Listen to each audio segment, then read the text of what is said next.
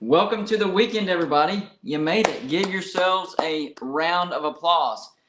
And here in the upstate of South Carolina, they designate snow days. So they designate these snow days just in case it snows, and it does snow pretty much every winter. But this year, we haven't seen any snow at all.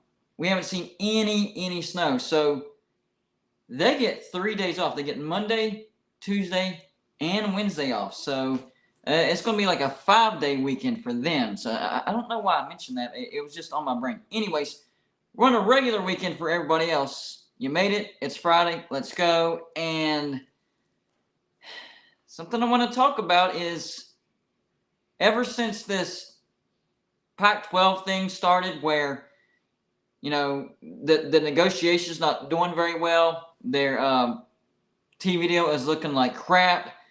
And then, rumors started spreading about the Big 12 possibly grabbing teams from the Pac-12. It's funny because this particular story, this particular situation is completely different than when Texas A&M and Missouri went to the SEC, Colorado went to the Pac-12, Nebraska went to the Big Ten, and then later on, Oklahoma and Texas went to the SEC, and USC and UCLA went to the Big Ten. What am I talking about? Well, for whatever reason, whenever these rumors and speculations, whatever you want to call it, started bubbling up, the aisle was split. I didn't see this in any other type of conference realignment. What do I mean by that? Well, I mean that you have one side that's acting like that, this is just Big 12 propaganda. All these people are being paid off. There's nothing to it. They're making themselves look stupid, blah, blah, blah, blah, blah. Then you have the other side that's saying, well, you're just anti-Big 12 if you think that. So it's kind of divided people. I've never seen conference realignment. People are starting to take this thing personal. It's weird. Conference realignment. People are taking it personal. That's freaking weird. I don't understand that. It's crazy when you think about it. Taking conference realignment personal. My people need to grow up. That's all I got to say. If that hurts your feelings, then you were part of the problem. Just saying. If what I just said hurt your feelings, then you're probably part of the problem. The point is, whenever this conference realignment happens, whether it was now, whether it was a decade ago, 15 years ago, 20 years ago, conference realignment has been going on for a while. All right? And I've never seen it to where people have taken it personal. I don't.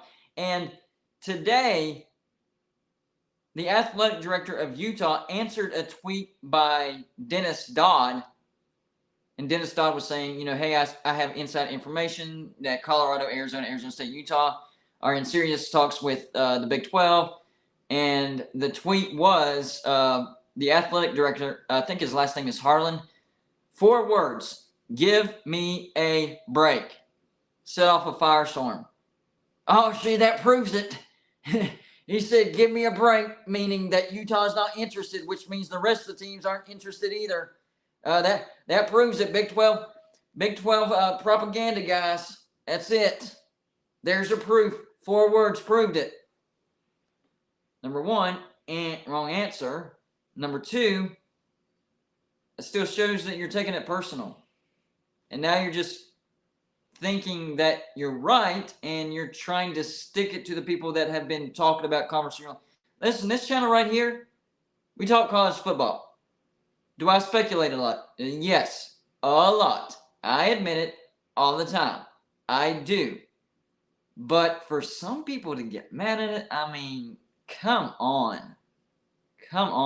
We're, the majority of us are grown adults. We do have younger subscribers, so I'm not talking to them, but, the adult population of gold and blue,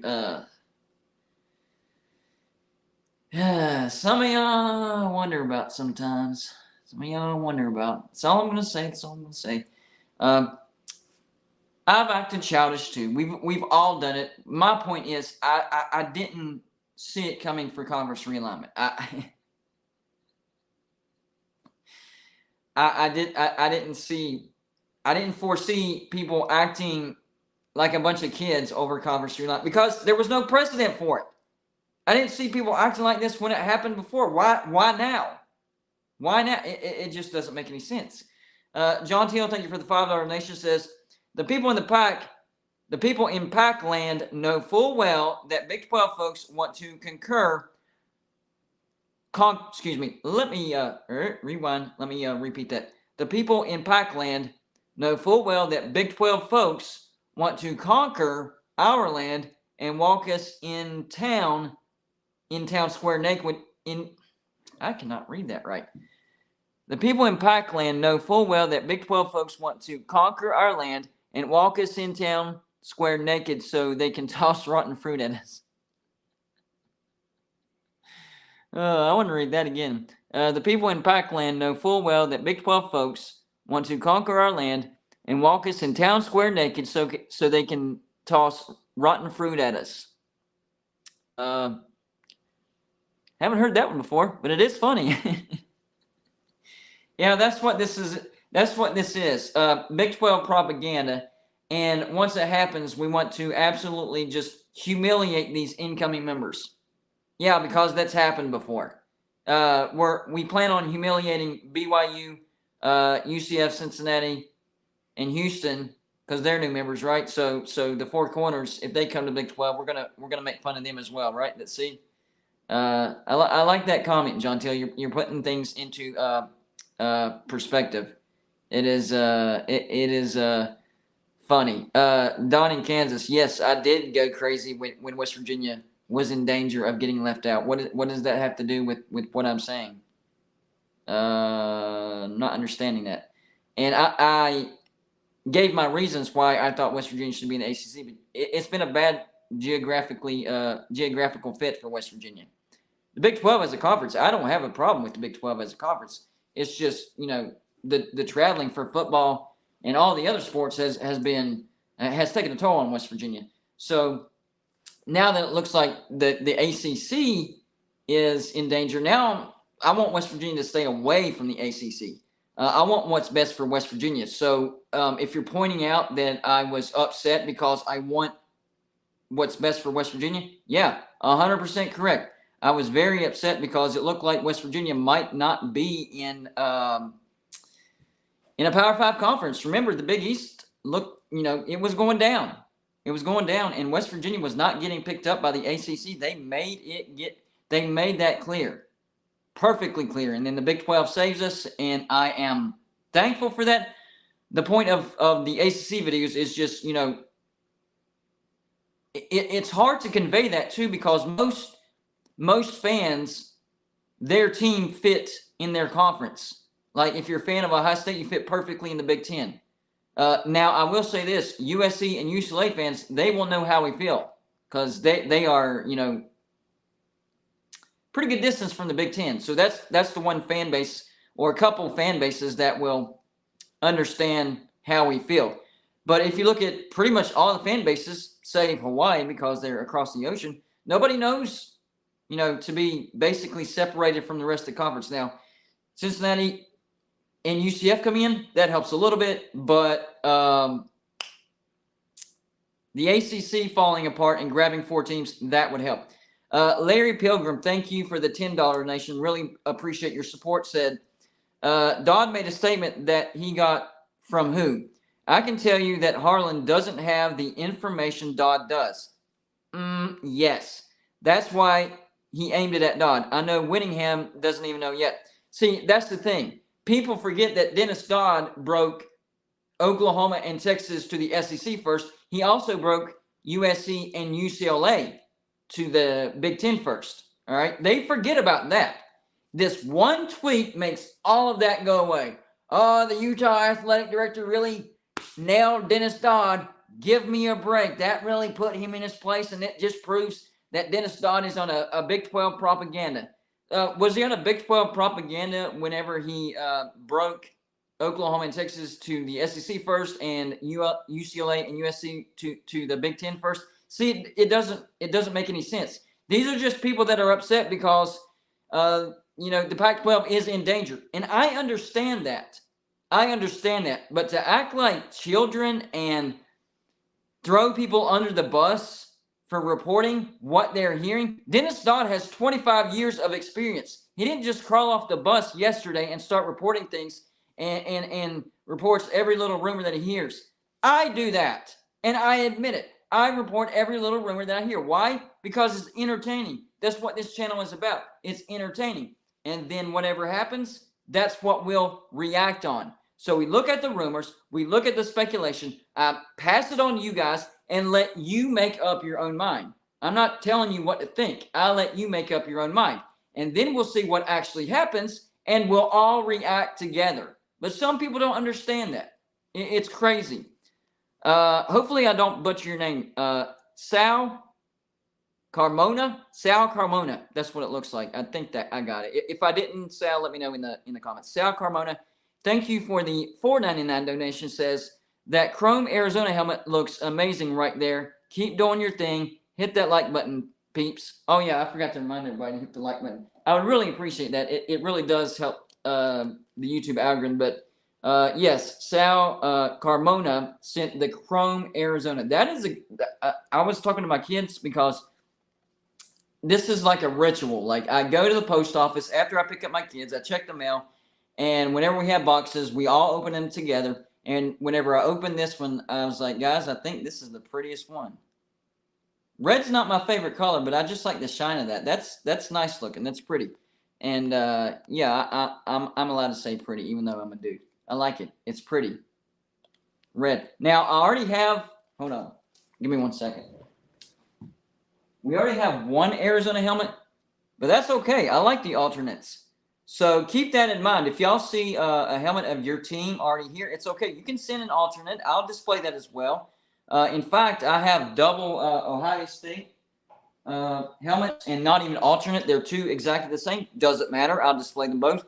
I have two Rutgers and I have two Kansas State. Sometimes it just happens. People send the same helmet at the same time and it comes at the same time. So, don't worry about that. John Teal, thank you for the $2 donation, says, Brett and George are like Obi-Wan and Anakin. Star Wars. I got that reference. That's pretty good, buddy. But the funny thing about the funny thing about Brett Yormark is now all of a sudden, since he's aggressive and he's trying to better the Big 12, he's now a villain. So what about Greg Sankey? If Brett Yormark is a villain, then Greg Sankey, the commissioner of the SEC, is a super villain. If you want to label Brett Yormark as a villain, then you have to label Greg Sankey as a supervillain.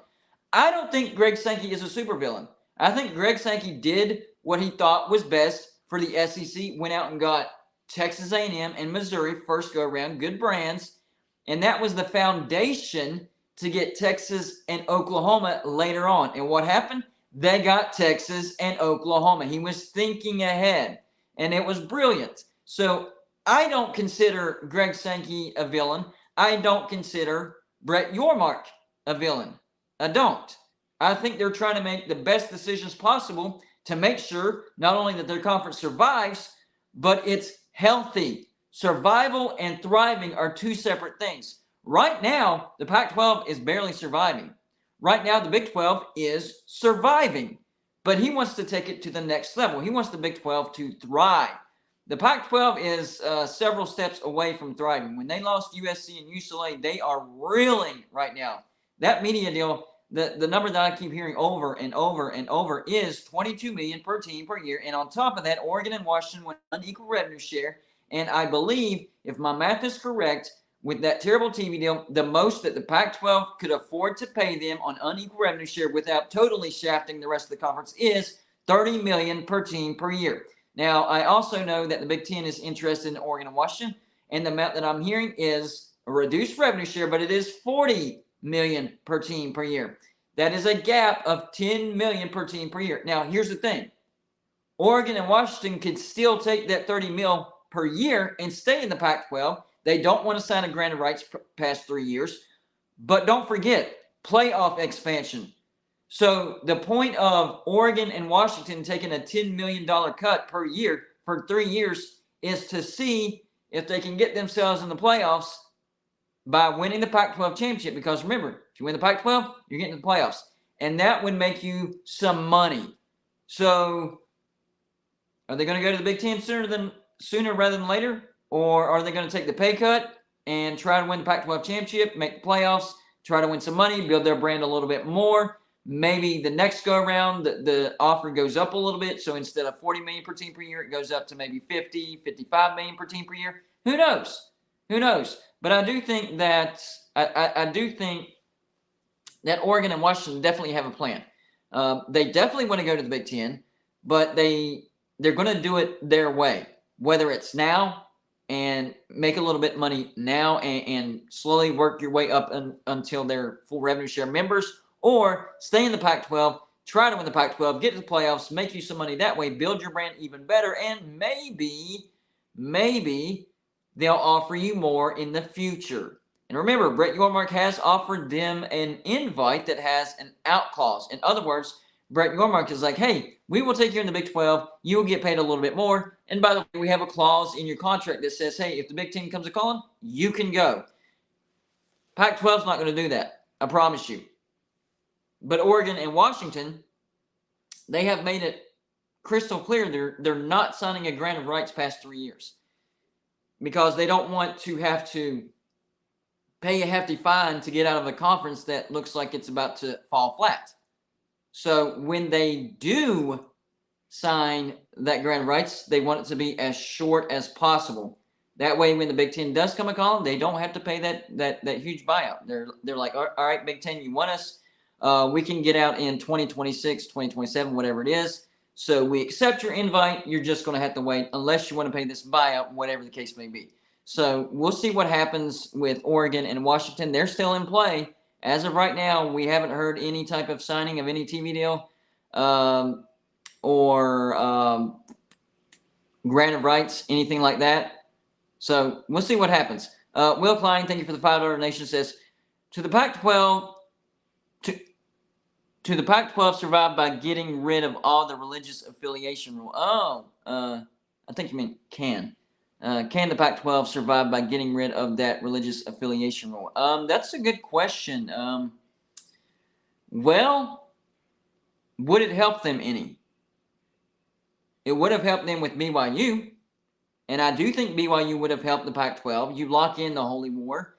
Now BYU's in the Big 12. So if the Pac-12 would have, gotten rid of that rule, 4 years ago, whatever, they could have brought in BYU. And that's a double whammy, by the way. You're bringing in BYU. You're bringing in BYU, who's going to make you some money, right? You're locking in the Holy War. That's going to make you some money. And on top of that, the Big 12 doesn't get BYU. So you're getting BYU. You're making money off of BYU. And you're keeping the Big 12 from getting BYU. So what kind of position is the Big 12 if BYU's off the table? Do they go after Boise State? Do they go after Memphis? Because, in my opinion, I think BYU is the most valuable brand that the Big 12 is bringing out of that group of 5 group. And BYU is the only team that's really not group of 5. They do play a lot of group of 5 teams on their schedule, but it's mostly Power 5. I consider BYU a Power 5 team now before they join the Big 12. The majority of their schedule is Power 5. And I think if BYU were to go undefeated, they would have a chance to make the playoffs. They would need help from other people, but they would have a chance, a better chance than any other group of 5 team. So, yes, I consider BYU a Power 5 team now before they even get into the Big 12. So, the Pac-12, if they would have gotten rid of that rule and accepted BYU, they'd be making money, they'd have a solid brand, and it would have hurt the Big 12. It would have hurt the Big 12. John Teal, thank you for the $5 donation, says, Big 12 equals Anakin Skywalker equals Darth Vader equals bad guys. Remember, like Anakin, the Big 12 got cut up a lot. Yeah, exactly. Sometimes the bad guy has to do some things that the good guy really really. Now, eventually, bad guy, yes. But in a lot of the movies, he was a good guy. So good guy and bad guy. And both good guys and bad guys do things that people don't like. But it is for a purpose. I don't consider Brett Yormark a bad guy. I don't consider him a villain. I don't. I think he's more aggressive than people thought he would be. That's the problem. People thought that he was going to be another Bob Bowlesby, where he was going to be a reactive commissioner, not a proactive commissioner, and that he's just going to roll with the punches. And he's done the complete opposite. And since he's a commissioner and has this personality and his business mindset is different than what everybody thought it was, all of a sudden he's a bad guy. He's the villain. Oh, he's trying to destroy the Pac-12. That's a bad guy right there. No, he's not trying to destroy the Pac-12. He's trying to help the Big 12 survive and thrive. It just so happens that the Pac-12 is the only conference to get any teams out of right now. What's he going to do? Try to pick some teams off the Big Ten? Yeah, good luck with that. What's he going to do? Try to pick teams off the SEC? No, other way around. SEC picked off the Big 12. What's he going to do? Pick off teams from the ACC? Not right now. They're not open right now. Maybe in the future. The only conference that's open right now as far as possibly getting some teams is the Pac-12. So he is going by the options that are on the board. How is that a villain? How is that being the bad guy? Somebody please explain to me that. It makes no sense to me. This whole thing has been crazy. I have never seen conference realignment, and I know I said this a lot at the beginning, but I want to reiterate this. I've never seen conference realignment being taken so personal. Oh, you don't agree with me, and then there's issues between those two. Oh, well, you don't agree with, and it's just turned into this big old fight. I've never seen anything like it. Like, oh, you must be anti-Pac-12. No, you must be anti-Big 12. No, we're just spreading what we're hearing. Dennis Dodd reporting it, CBS Sports reporting it, ESPN reporting it, 365 Sports reporting it. I mean, Sports Illustrated reporting it, and then the local, news outlets like Tucson and Provo, all around the nation. And we see this, and we make videos, and all of a sudden we're the bad guys too. Oh, Gardner Blue's out there spreading Big 12 propaganda. Big 12's paying this guy to say all this stuff. Yeah, I wish. Jeez. Man. And yes, I am very honest about that. If the Big 12 offered me money to spread propaganda about the Big 12, I would do it. Yep, I admit it. But guess what? They're not paying me. All right?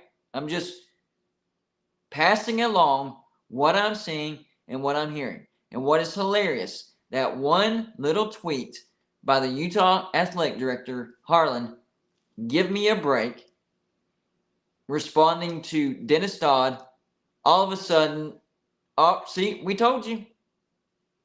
All those people talking about the Big 12 getting Arizona, Colorado, Utah, Arizona State, or whoever else from the Pac-12, they were lying. And they knew it, but they were out for them clicks. They were out for that social media exposure. But look at that tweet. Look at that tweet. Give me a break. That proves it. You're all a bunch of morons. John Teal, thank you for the $2 donation. Says he's a Pinkerton. He's a Pinkerton here to snuff the pack out. Yep, there you go. There you go. See, that's why you got to have your own brain, all right? I'm not telling you what to think. I'm passing along what I'm seeing, what I'm hearing. You have to make up your own mind, all right? Go look at different sources. Go watch other YouTube channels as well. I'm not trying to just make you watch my channel. There's a bunch of channels out there that's been talking about this stuff. So watch everybody and come up with your own opinion. That's how you do it. Will Klein, thank you for the $5 donation, says, I think the reason why everyone is considering him bad guy because they're seeing his actions as somewhat of a heel bad guy. Yes, I agree with that. But they weren't saying the same thing about Greg Sankey. Greg Sankey has done it twice. He got Texas A&M and Missouri from the Big 12 the first go around, and then he came back for seconds because that was laying the foundation, and got Texas and Oklahoma. He was not considered a heel or a bad guy. I agree with you, Will Klein. I'm not disagreeing with you. All I'm saying is, why is Brett Yormark considered a villain now, and Brad Sankey, Greg Sankey, excuse me, the commissioner of the SEC, wasn't considered a villain whenever the SEC expanded twice? See how that's a double standard?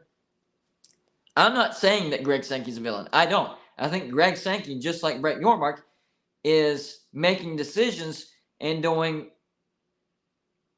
what he can to help the Big 12 not only survive, but thrive.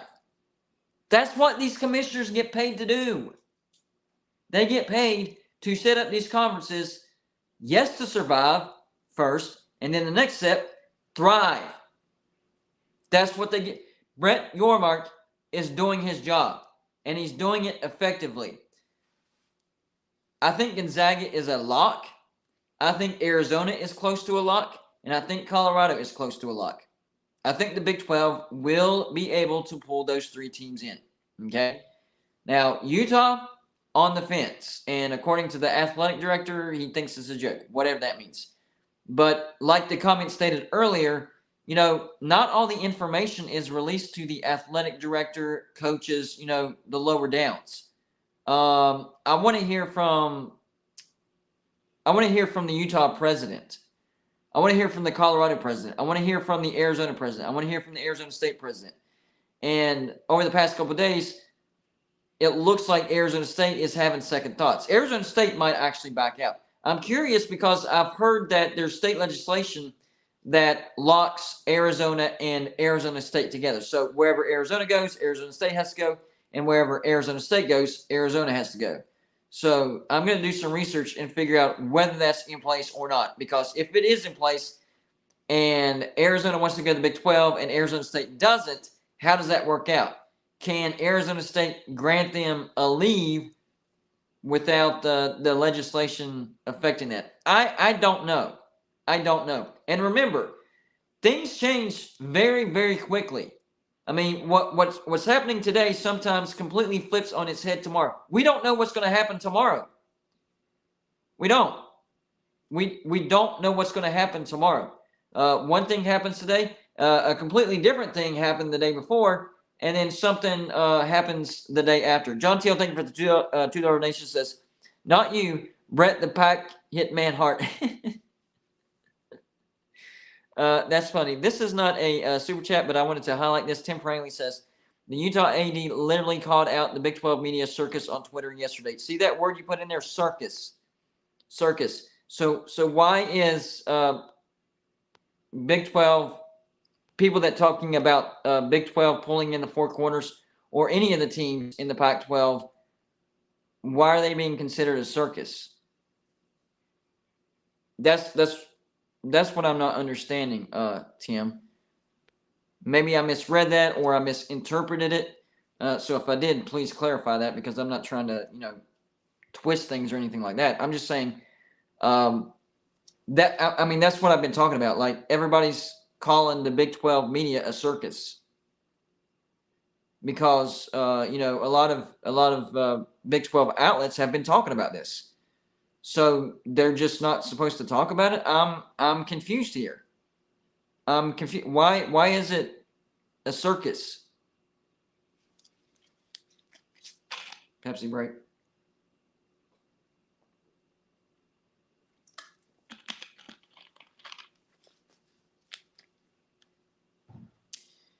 This is how I like to word things. All right, because it's literally what I do. This is what I do. Okay.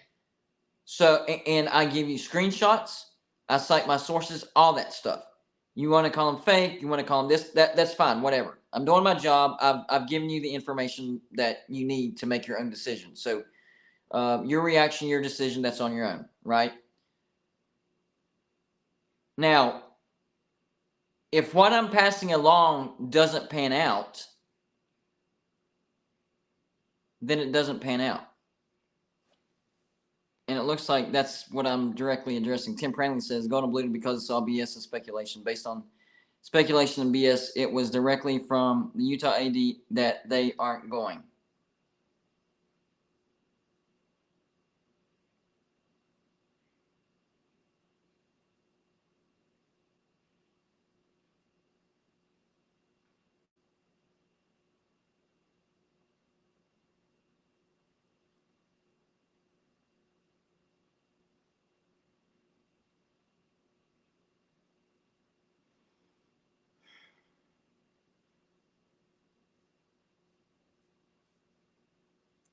Yeah, there is speculation, and a lot of things out there are BS. But why is it when it's just the Big 12 that's talking that it's BS speculation? Like that's what I'm talking about with this whole thing. This particular conference realignment has turned into that. I've never. This is what I'm talking about. I've never seen this before. I've never seen this before. It's absolutely crazy.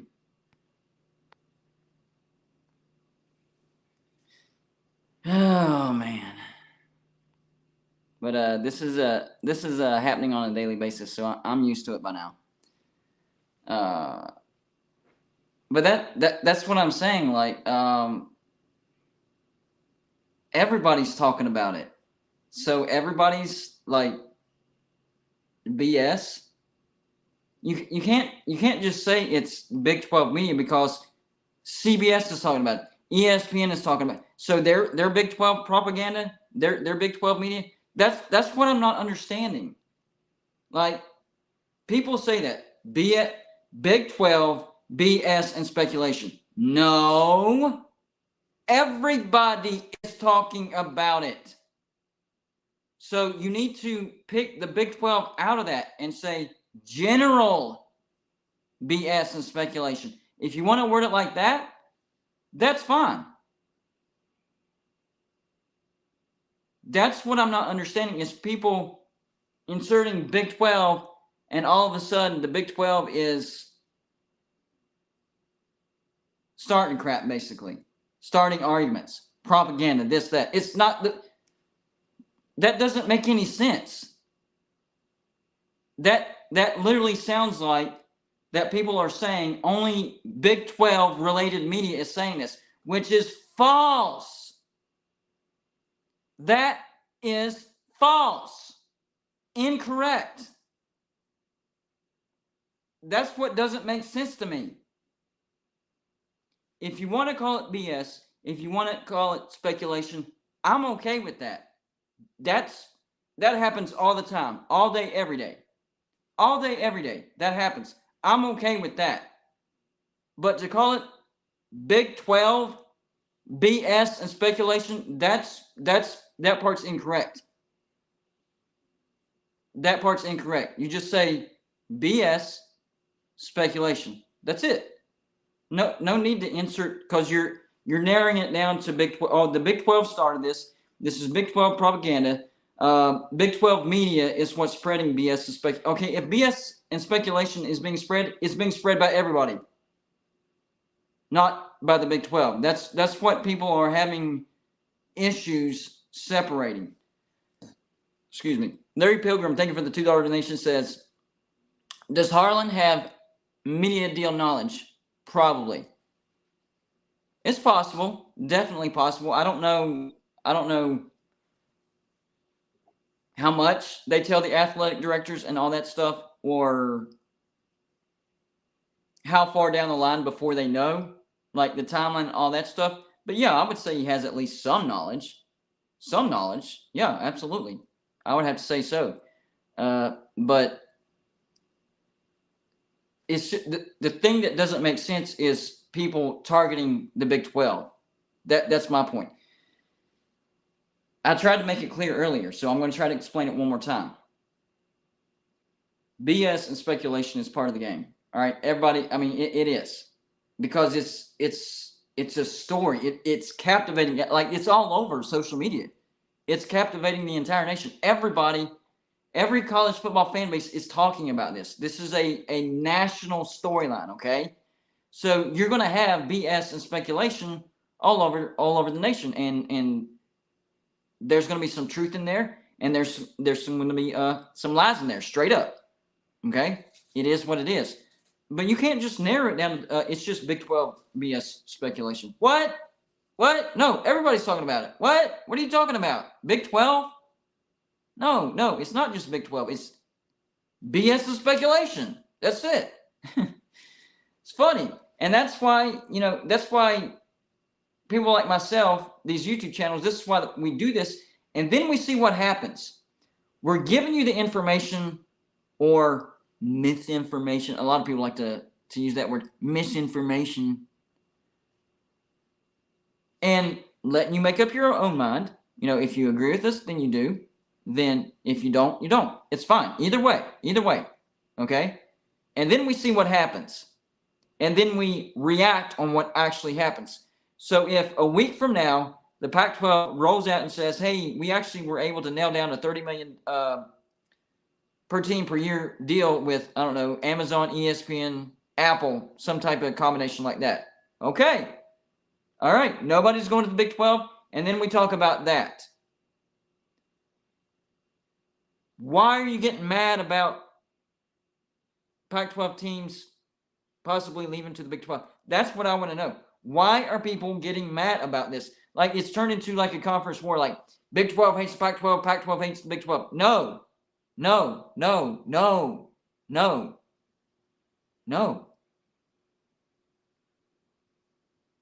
Doesn't make any sense. Doesn't make any sense, guys. Joseph Melendrez, you keep repeating yourself over and over and over, dude.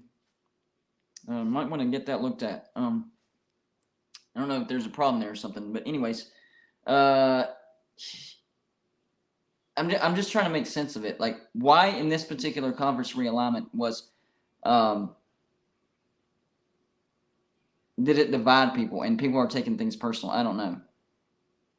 Oh, I knew I was gonna see. I knew I was gonna see some thick-skinned comments. Sorry, I'll go back to robot mode. I am not allowed to react at all. Come on, guys. Come on.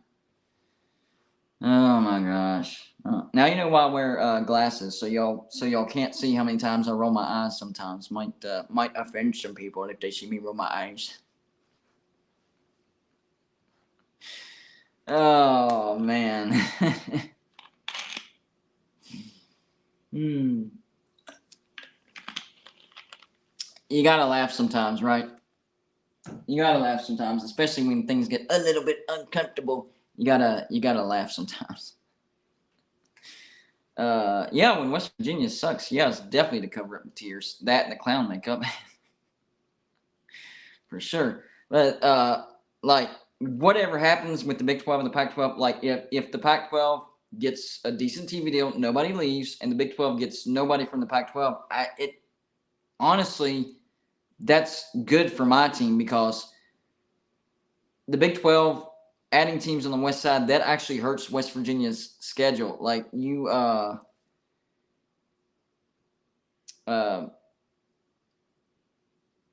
whenever it's the traveling. So yes, it would help the Big 12, but it wouldn't help the West Virginia side, because we're all the way on the east side. So, like, it's like a conflict of interest. That's the phrase I was trying to think of. Conflict of interest. It's good for the Big 12. Stop, you're lying. Let's go back up. This guy right here.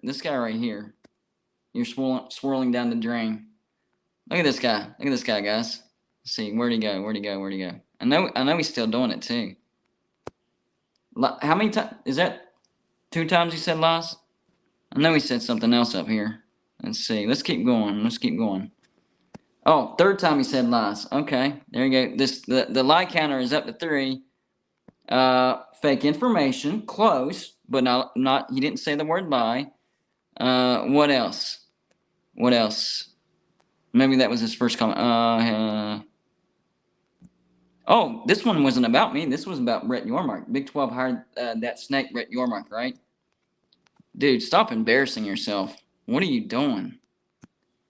John Taylor, thank you for the Father Nation, says, Utah athletic director came from behind the tree and looked Brett Ringo in the eyes and said, I'm your huckleberry. Oh, man. Oh, man. Oh, here, stuff you're lying. Yeah, keep going, man. I'll highlight your comments. I'll highlight your comments. Go ahead. Keep saying I'm lying. I'm lying. I'm lying. I'm lying. I'm lying. I'm lying. I'm lying. I'm lying. Yeah. Yeah. Keep going, man. I'll highlight you. I'll make you a star, buddy. I'll make you a star. By the way, that's our sub count, 13,260. We've had a pretty good month.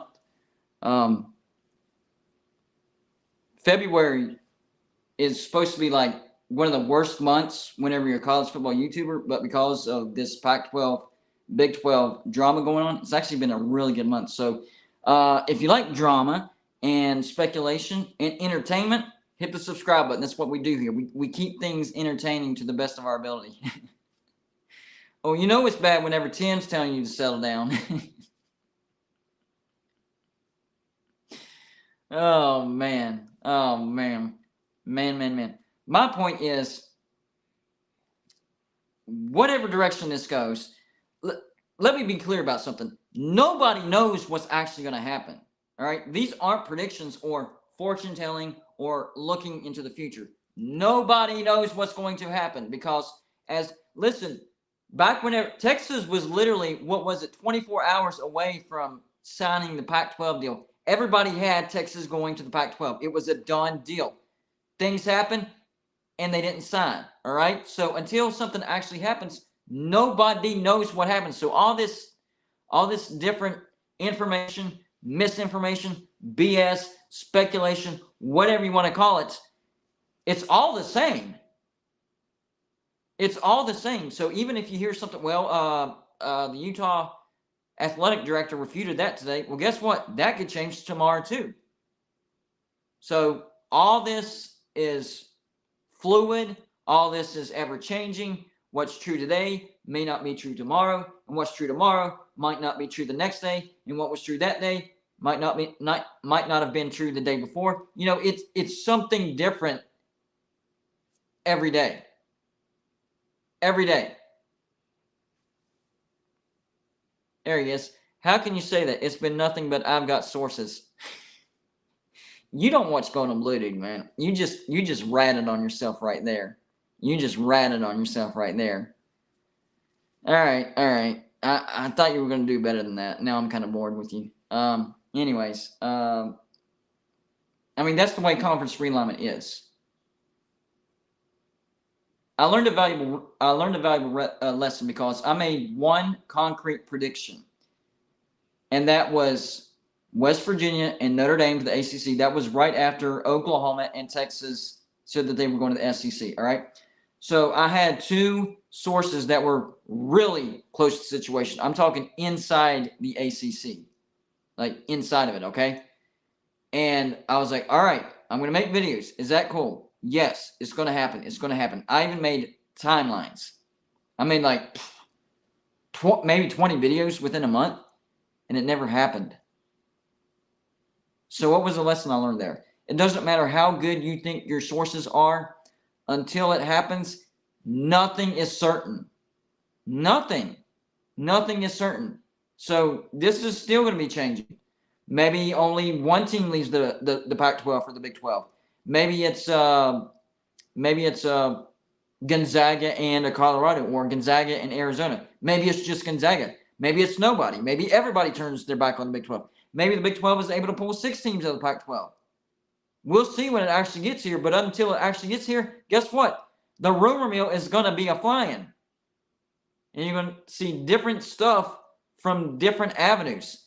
And it's just, you don't know One of those avenues is going to be correct.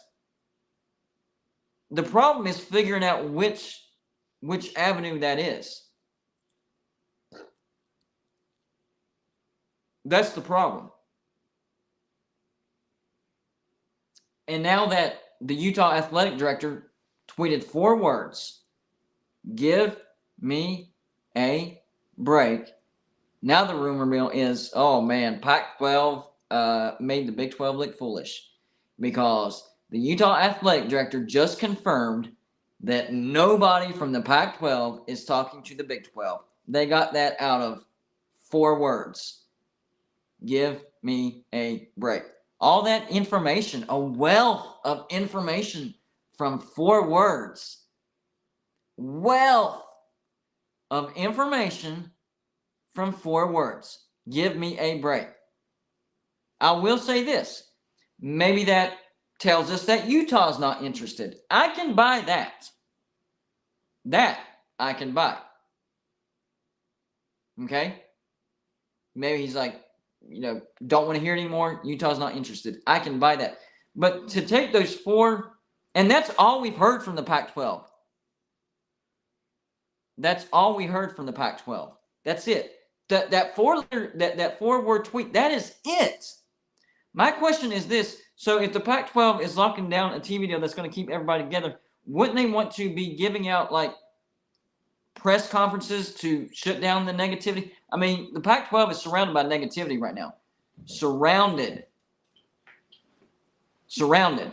by negativity. So even if there's just something a little bit positive, wouldn't it be common sense that the Pac-12 would be like, all right, guys, we have something good to say about the Pac-12 because there's a lot of bad things going on with the Pac-12. And get it out there as soon as possible because there's already a bunch of bad stuff being said. So we have something good to say. And then they say whatever it is. We can assure you that Arizona is going nowhere. All right. They have signed the grant of rights or whatever. We can assure you that the 4 corners are going nowhere. They have signed the grant of rights. The reason why they haven't released anything like that, it's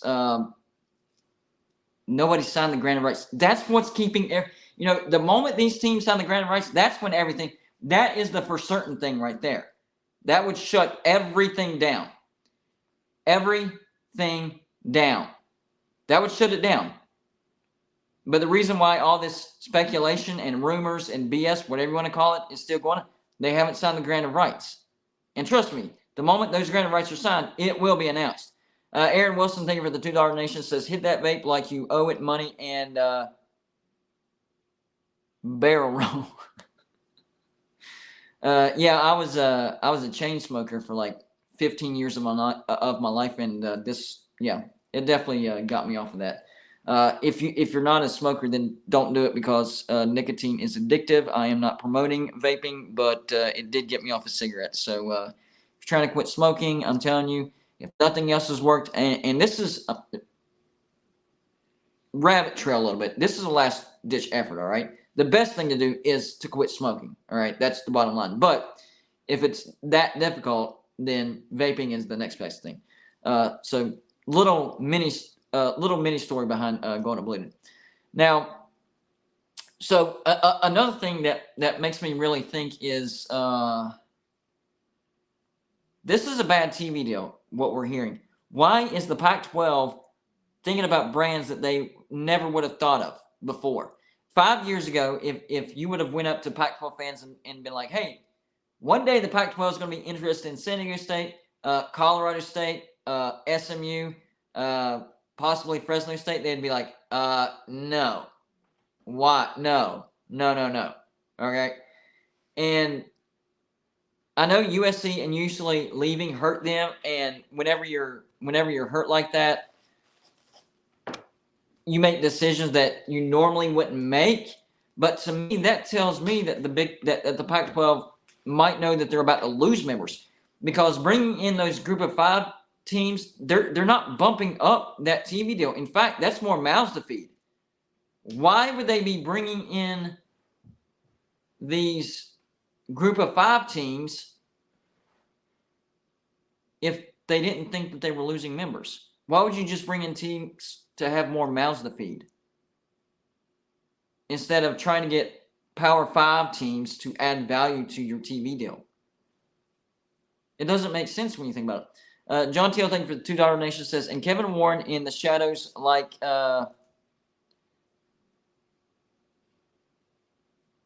Palpatine? That reference actually went over my head. I have to admit. I'm probably going to sound stupid because of that. But yeah, that one definitely, unless did I read it wrong? What is that? Palpatine. That reference definitely over my head. If you can explain that, please do. I'm trying to catch the punchline on that one, but I can't because it kind of went over my head. Anyways. Yeah. So it looks like the Pac-12 has a bad TV deal. So why would they bring in Group of 5 teams and create more pieces to the pie? When you bring in teams, you want to add more pie, not just more slices. So that's another possible indication that the Pac-12 knows they're about to lose members. Or maybe that's why they haven't announced, because they're waiting to see if it happens. Because we've been hearing for 3-4 weeks that the Pac-12 is grabbing San Diego State and SMU. The announcement is coming.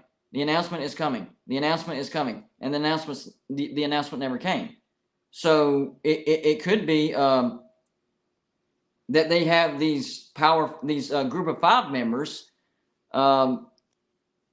Jeffrey Foster says, I think it's a Star Wars reference. That's what I'm thinking, because a lot of those were, but that particular one, it went over my head. The other ones I got. The other ones landed with me, but that one didn't.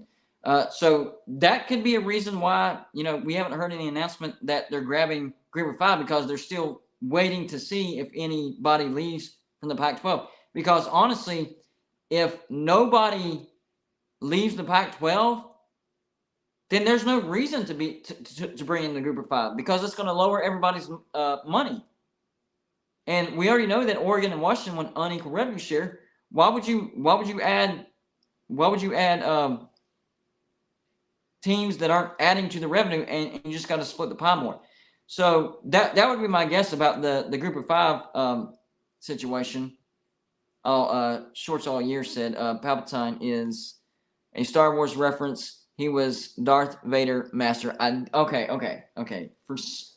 That name just did not ring a bell with me. It did not ring a bell. So sorry about that, John Teal. That joke did not land, but now I get it. I know what Darth Vader's dad looks like, but the name, I didn't connect the dots. So now that I know, and I know what he looks like, and the reference in the shadows, nice. Even though now it's not funny because I blew it up. Anyways, Fred Hill, thank you for the $1.99 donation, says, Coach Prime won't let Colorado stay in the Pac-12. That's another storyline, which, by the way, Charles Barkley is now a member. How about that? Charles freaking Barkley is a member here at Golden Blue. That's when you know you've arrived. That's one thing that I've looked at and that I've talked about, that storyline of Colorado hiring Coach Prime, because here's the thing. If Colorado's destiny, Star Wars reference, Colorado's destiny, if their destiny is to stay in the Pac-12, how in the world are they going to afford to retain Coach Prime? It's one thing to get a coach. It's another thing to retain a coach. And how did they draw him in the first place? It seems like there could be, now, hearsay alert, speculation alert, all right? Nothing can be proven to this, so this is speculation. It's how I think, all right? But it does make sense. So Colorado, their pitch to Coach Prime is like, hey, we're in the Pac-12. It's not looking good, but we know that we're moving on, whether it's the Big 12, Big 10, whatever it is, and we're going to make better money there. So you're going to be able to recruit better, and we're going to be able to pay you more money. And we'll be able to upgrade facilities, the whole pitch, blah, blah, blah, blah, blah. Otherwise, Colorado hiring Coach – see, that's why nobody saw Colorado hiring Coach Prime, because they were in a bad situation. Their football program is in the trash.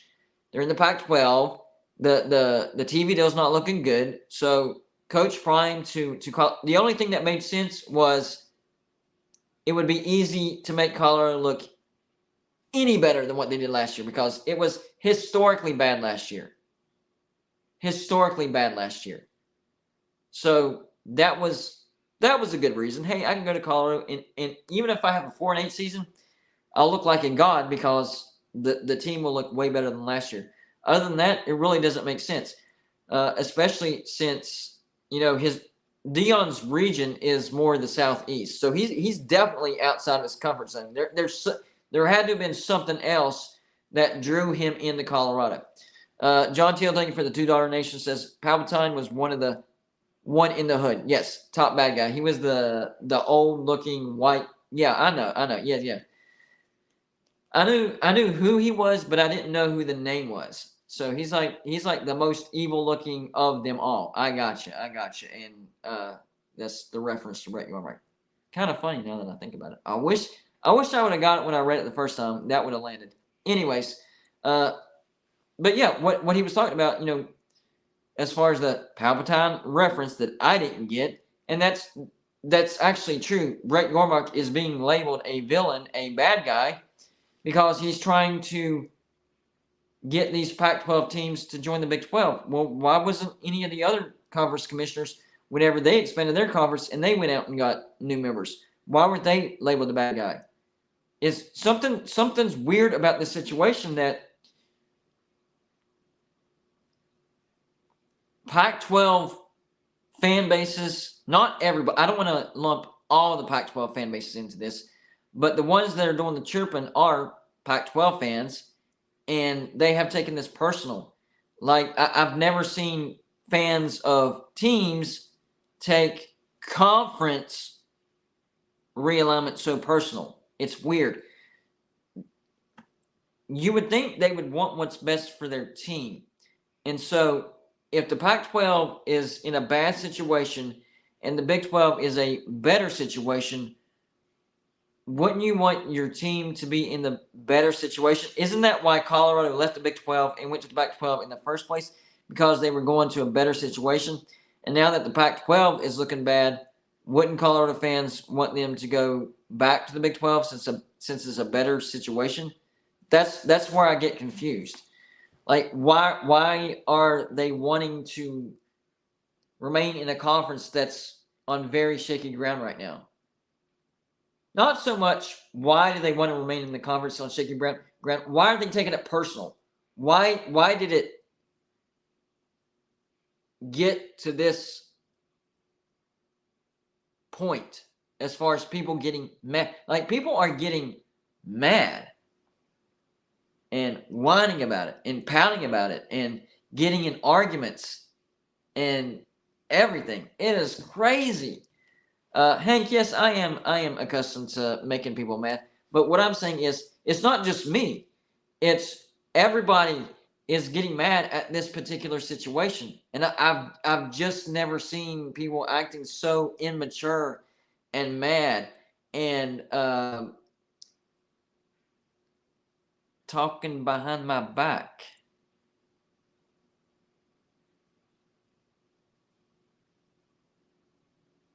Yeah, I know about that. You know who you are.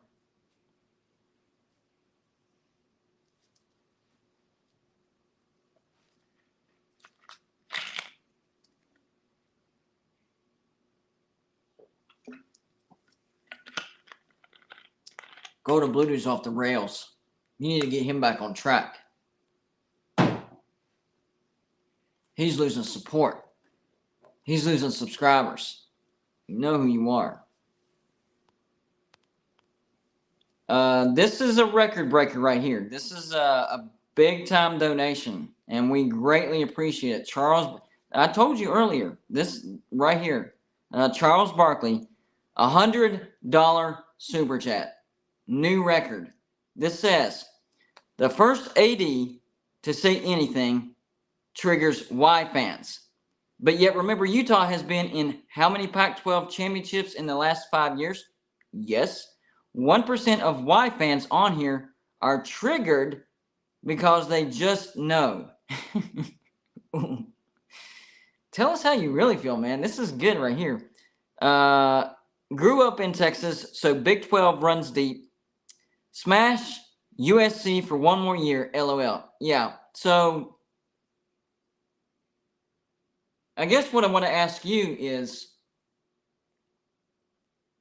what would your preference be? Are you wanting Utah in the Pac-12, or, and you don't have to answer with a super chat. I can, that's an amazing donation. That's a record breaker right there. But I want to know that because it looks like some Utah fans actually want to be in the Big 12 because they want to play BYU in conference. And that way the win will mean even more. Some are like, doesn't matter if we play them in conference as long as we play them every year. So it's just, trying to figure out. Barkey, my bad. I thought there was an L in there. Thank you for pointing that out, Cyclone Steve. Why was it? I apologize, Charles Barkey. I thought there was an L in there. My bad. Good eye, Cyclone Steve, and that shows me that you're paying attention. So, ladies and gentlemen, Cyclone Steve is definitely paying attention. It is not Charles Barkley. It is Charles Barkey. Nonetheless, it is a great donation, and I appreciate it. And I am interested to see how Utah fans feel about this, because I know I have some Utah subscribers that are actually like, yeah, we need to get in the Big 12. We're scared that the Pac-12 could turn into a Big East situation. And that is very possible. Now, you're 5 steps away from that happening. I don't see that happening like that, but it's possible. Like, if things fall a certain way, it's possible. And you want to get ahead of it. You don't want to be the last. You don't want to be the last team to leave a sinking ship. You want to have all the leverage in the world. That's why I like to get as many, opinions from Utah fans, from Arizona fans, Arizona State fans. Who else is involved? Arizona fans, even Washington State, Oregon State. I know for sure. I know for a fact that Oregon State and Washington State fans are very nervous right now. Very. Charles says, I think Utah is suffering from loyalty from 11 years ago. Ooh.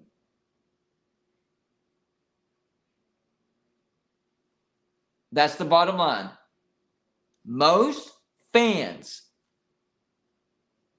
don't have a conference, loyalty to SEC. The reason SEC fans have loyalty to the SEC is because it is the most stable conference in the nation. 1A SEC, 1B Big Ten. They're both super stable. So, of course, they're going to claim to be fans of the conference, all right? But if you have to choose the conference or your team, you're going to choose your team. You're going to choose what's best for your team. So if whatever, and I'm not predicting this is crazy. It would never happen. In fact, I'm predicting the opposite. What I'm about to say will never happen, okay? It's just a scenario. If in a parallel universe, an alternate reality, something crazy happened with the SEC and it started falling apart and it looked like the floor was coming out, the fans of teams in the SEC would want what's best for their team. Now, since the SEC is strong and it looks like it will outlast eternity, that will never happen. And they will never have to have that feeling like a West Virginia fan or like a Texas fan or a Texas A&M. All these teams that have had to make the jump, all right? They'll never have to feel that. But what I'm saying is they can say SEC, SEC, SEC confidently because the SEC is super, super stable. And that nothing's going to happen to it. But if the SEC was in the same situation as the Pac-12, you better believe that the fan bases in the SEC would be like, man, whatever happens to our team, if it means staying in the SEC or going to whatever, just be the right decision, hoping that it's the right decision. And that's what Oregon State fans and Washington State fans are feeling right now. They have this feeling that if the Pac-12 goes down the drain, they can be left out. And it's true. But I think the Big 12 would throw them a lifeline. I think there is some value in Oregon State. I think there is some value in Washington State, especially if you have Utah backing out and maybe Arizona State backs out. Because I'm hearing that Arizona State is really not feeling the Big 12 right now. Once again, that could change tomorrow. Who knows? And of course, the Utah athletic director said the 4 words that changed the history of conference realignment forever. Give me a break. Changed everything. Changed the history of college football. Now college football will be forever changed because of those 4 words. Except not. But people want to, whatever. People want to make it seem that way.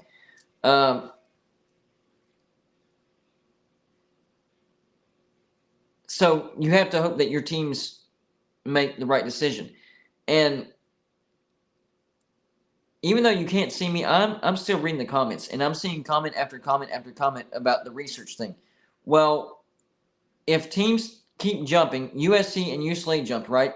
Oregon and Washington, they're going to go to the Big Ten, all right? That's going to happen, all right? That's an actual prediction. That's going to happen, all right? If that keeps happening and you keep backfilling with group of 5 teams, then how strong is that argument actually?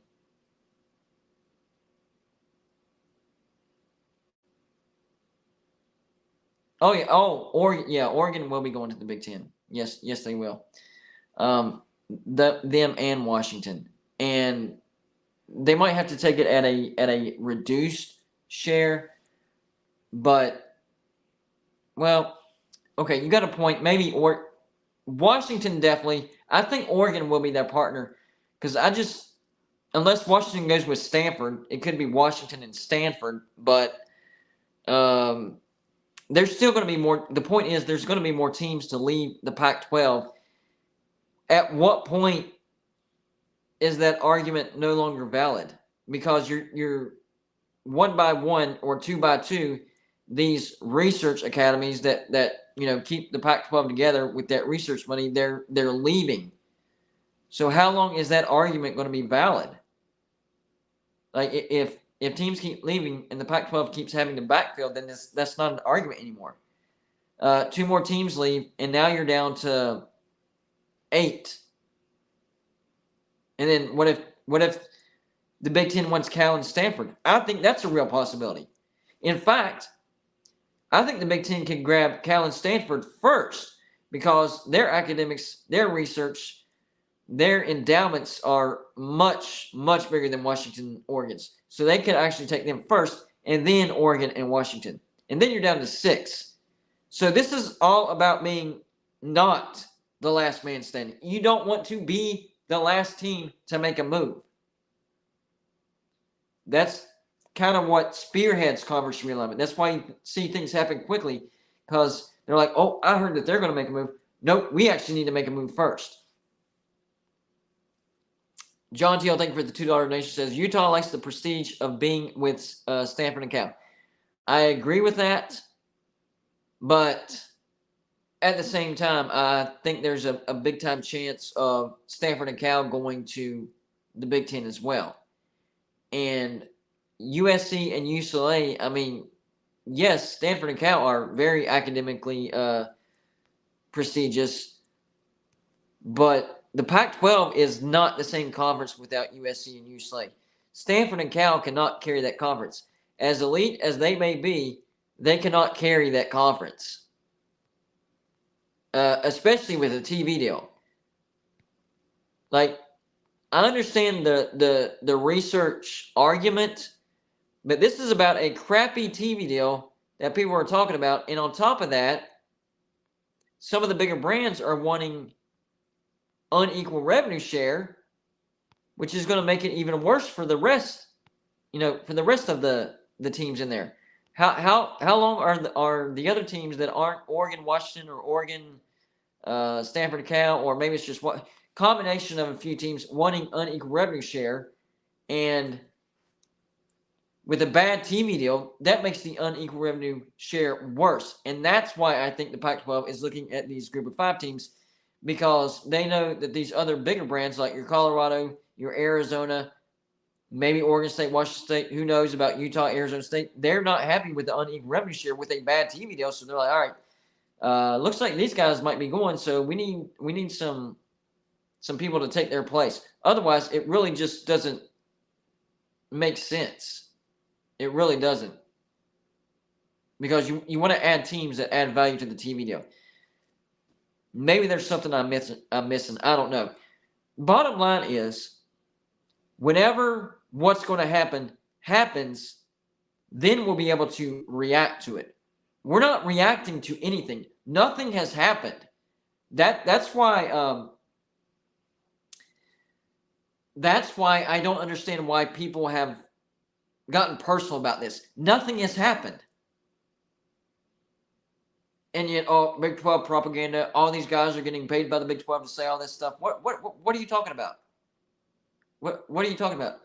BS and speculation, and even the term misinformation happens on a daily basis on everything. But for whatever reason, in this particular incident, the Big 12's, perpetuating misinformation.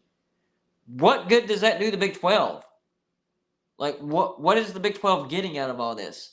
Like, everybody's acting like, the Big 12 is just trying to make it look like teams are leaving. All right. If the Big 12 is just trying to get teams, or trying to make it look like teams are leaving, how is that going to help them when the teams actually don't leave? Why would they do that? What's the benefit? What do they gain out of that? No, not you, Tim, but like all these there's other outlets that are saying Big 12 specifically, and I've gotten called out saying the Big 12, like the Big 12 pays me. Like, I'm super happy with my channel and it's growing, but we're not that big. We're not catching the eyes of the Big 12 just yet. I mean, wait till we get to 100,000, and we will get there, guys. We're going to get to 100,000. I have faith in y'all. Once we get to 100,000, maybe they'll be like, oh, there's this channel over there, Golden Blue. He's a joke. And that'll be it. That'll be the end of it. I'll be, Big 12's like, look at this clown over here. Hey, Big 12 recognized me and called me a clown, But I won't even be recognized as a clown until I get to 100,000. John Teal, thank you for the $2 donation, says, only guess is Utah thinks it can get into the Big Ten, which is possible. The only way that I would see Utah actually making the decision of saying, no thanks, Big 12, is maybe they're actually in talks with the Big Ten. But that's what I'm saying. Don't read into those 4 words as, that means nobody's talking to the Big 12 and all this was a lie. See, we told you. This is what happened. Like, that's the only thing we've heard out of the Pac-12 camp was 4 words from the Utah AD, and now Pac-12 fans are taking that and just trying to hammer Big 12 fans, even though there's nothing to hammer. There's nothing to hammer. You just took it personal. That's it. You took it personal, and now you're trying to hammer Big 12 with 4 words. It's crazy. I've never seen anything like it, guys. Crazy, crazy, crazy. Oh, man. By the way, guys, Sunday, Selection Sunday. Selection Sunday. The Big Dance brackets will be released. We will be going live. We will be going live for that. I think Selection Sunday starts at 6. I could be wrong. I'll double check and let y'all know. Of course, y'all can look as well. But we're going to go live. And the last time, we weren't able to do it last year because I was out of town. But the last time that we went live for Selection Sunday was 2 years ago in 2021. And it was right when we had hit 1,000 subscribers. We were at like 1,100, 1,200, something like that, okay? And we had like over 400 people watching at once. So this year, 2 years later, over 13,000 subscribers, I think we can break that record. We had a super chat that broke the record today, $100 super chat. That's the largest super chat we've ever had here at Golden Blue. So we broke that record. Shout out to Charles Barkey for that. Awesome. So I think on Sunday we can break the record as well. And Selection Sunday, that algorithm is going to be promoted a lot. So we're going to have the YouTube machine behind us on Sunday, but at the same time, I need you guys to show up as well. That way we can break that record and make some noise. What I did the year before is whenever the brackets came out, as the teams came out, I wrote them down, right? So then the bracket is done. And then I did a gut bracket. In other words, I didn't take time to analyze it or anything like that. I was like, all right, here we go. Gut bracket time. I think this team's going to win. This team's, just go down, boom, use your gut. I think Duke will beat this team and, whoever I think is the better team. And we did the gut bracket. And, of course, the gut bracket was terrible. It didn't look good at all. But it's entertaining and it's interacting. So we'll do the gut bracket as well. Cyclone Steve, thank you for the $2 donation, says Big Ten at 20 or 24, which means 4 to 8 schools from the ACC Pac. Yes, I agree with that 100%. I think the goal of the Big Ten and the SEC, 24 members. So, yeah, I agree with. And see, that's the thing. Right now, the ACC is under those granted rights, and they're starting to receive some pressure. But right now, the Pac-12 is the only conference that's open for business as far as possibly getting picked off, because they only have one more year under their current TV deal, and then teams can leave for absolutely no exit fee. There's no grant of rights. Nobody's signed the new grant of rights. So, it would be easy pickings if people went in the grab Pac-12. And that's why the Pac-12 is being talked about the most. John Teal, thank you for the $5 donation, says, could all this be a smokescreen by Brett to make ACC teams break rank? Come on, Pitt, Louisville, Syracuse, and Virginia Tech, stir the pot. I really like that comment. I really like that comment. I like it so much, I'm going to use that for a video. Now, do I think that's the absolute truth? Am I predicting that? No. Is it possible? Yes. That is possible. It really is. I mean, is it a coincidence that the Florida State athletic director and the Clemson athletic director and the North Carolina athletic director and the Miami Hurricanes 4 athletic directors in the ACC have now come out and said we want unequal revenue share because we make the most for the ACC. There you go, John Teal. Might be onto something. Maybe that's not even close to the truth. Who knows? But I think it's possible. I really do. I really do. It's almost like misdirection. You're trying to take the eyes off of what you really want, and you make, hey, look at what we're doing over here. Y'all ain't getting paid enough, guys. I'm telling you, y'all should do something about that. Y'all should do something about that. Yeah. Do something about it. Yeah. You deserve it. It would make sense. It would make sense. I really like that comment. I'm going to use it. I've made up my mind. Anyways, guys, I got to get off here. I just hope y'all had a good time. I hope you enjoyed yourselves. I hope you were entertained, because that is what we do here at Golden Blue Dude. And by the way, you know what? I want to do this again. Can I put that back on there? Hold on. Looks like I got to scroll all the way up again. Crap. I hate doing this on my phone. Can't wait to get my laptop back. But let's give a shout out and a round of applause whenever I can get to it again, because the stupid phone. Annoying. I am going as fast as I can, by the way. We're almost there. Where'd it go? Please tell me a name. There we go. Shout out to Charles Barkey. $100 super chat donation. That is amazing. We greatly appreciate it at Golden Blue. And like I say at the beginning of my shows, whenever I try to encourage people to super chat, college football YouTubers, of course, we always appreciate those super chat donations. But in the off season, when it's, a little bit more difficult to come up with content, although this offseason has been very crazy because of the Pac-12 situation, and Golden Blue Dudes has had a pretty good offseason so far. But, it always helps. It always helps. So $100 super chat donation, that is just absolutely incredible. And I'm not overlooking you either, John Teal.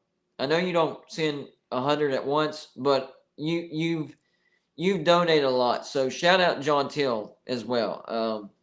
Just because we don't see you, throw out $100 or $50, whatever, you do $5, $2, you do it a lot, and that adds up. So I want you to know, John Teal, I see you. I appreciate you, man. Great support of Golden Blooded. Jason Moore, thank you for the $2 donation. Says it's pretty bad when you get turned down by Utah. That was actually funny. Touche. Touche. That was actually funny. That made me laugh. Good job, man. That's what this is all about. I encourage that stuff. So yeah, shout out to Charles Barkey, man. I really appreciate you. And it looks like this is actually a perfect storm for Charles Barkey because he says went to. Hold on, let me bring that up real quick. Says went to West Virginia versus Utah in Dallas in the rain. What year was that? I don't remember that. I don't remember. Why do I not remember that? You would think I would remember a game against Utah. What? I'm just curious about that now. In Dallas. So that was either a bowl or an out-of-conference game. I don't know. For some reason, I'm drawing a blank. By the way, Charles, your Utes, they are actually represented here at Golden Bladed. Heart of Dallas ball. Okay. I got you. So we do have a Utah mini helmet. So they are represented. You're good to go, man. By the way, as soon as I get my income tax back, should be getting it shortly. We're gonna stretch the rest of this shelving all the way over to that door. We're gonna box that in. That way we can put the pinwheel of pennants back on because I kid you not, we probably have like 30 pennants. And I had a pinwheel of them on the back wall, but we built this shelf so you really couldn't be able to see it. So we're gonna wall the front of this off, and I probably have enough to where I can do 2 pinwheel pennants now and ball game. Gotcha. I'm gonna look that up after I'm done with this live show because I forgot about that. New laptop. Larry, I'm on top of it. I'm gonna get a new laptop as well. And we're actually gonna buy a new soundboard. Like it's time. We're getting bigger. All right, we're getting bigger, and we can't keep functioning on the same setup. So it's time to upgrade some things. It is time to upgrade some things. So that's what we're gonna do here in the next probably 2 or 3 months. And yes, I am well aware. People like to point it out, but I am aware of it. There is a bug. I bought cheap shelving, and that's what happens. But don't worry. What we're going to do is we're going to take some 2x4s and put it up underneath, reinforce it, and it will give a back wall to that. That way you can't see through it. Because I think that kind of throws it off. If there's a wall and it's reinforced and the lights hit that wall, it's going to, that light will bounce off even more. So we're going to wall this off. And then the all up there, that's going to be from here to here, a 2x4 covering the back. So these lights back there will reflect off that even more, and you won't see a bunch of empty space. It'll look like an actual structure instead of something floating in the air. So we're working on things, guys. We're working on things. Let me make sure I didn't miss any more super chats before I head out of here. But one more time, shout out to Charles Barkey for a great $100 donation. Shout out to John Teal. Dude supports Golden Blue on a daily basis when it comes to super chat. We greatly appreciate that, guys. That's what keeps us going, pays the bills, and allows us to do this full time. This is my job. This is what I do. Love me or hate me, this is what I do. And as long as you are entertained, I've done my job. So hope you guys were entertained and you enjoyed yourself, and hopefully you come back. If you're not subscribed, hit the subscribe button, and on your way out, make sure to hit the like button. Even if you're watching a replay of this, you weren't able to catch the live show, hit the like button. It helps hit the YouTube algorithm and gets us more views. We greatly appreciate it. Anyways, I hope you guys enjoy the rest of your weekend. We will be live on Sunday for Selection Sunday, so come back for that. That's going to be fun. I look forward to it. West Virginia will be in the big dance. I'm not sure about Texas Tech. West Virginia knocked you out, but you did heat up there at the end. Maybe you did enough in the best conference. Maybe Oklahoma is the only team that will miss the big dance in the Big 12. I'm actually rooting for Texas Tech to make it, but whenever it comes down to it, when we're playing each other, I got to pull for my ears. So we'll see. We'll see. I think Texas Tech has a chance. But anyways, as of right now, Friday night, Golden Blue is out.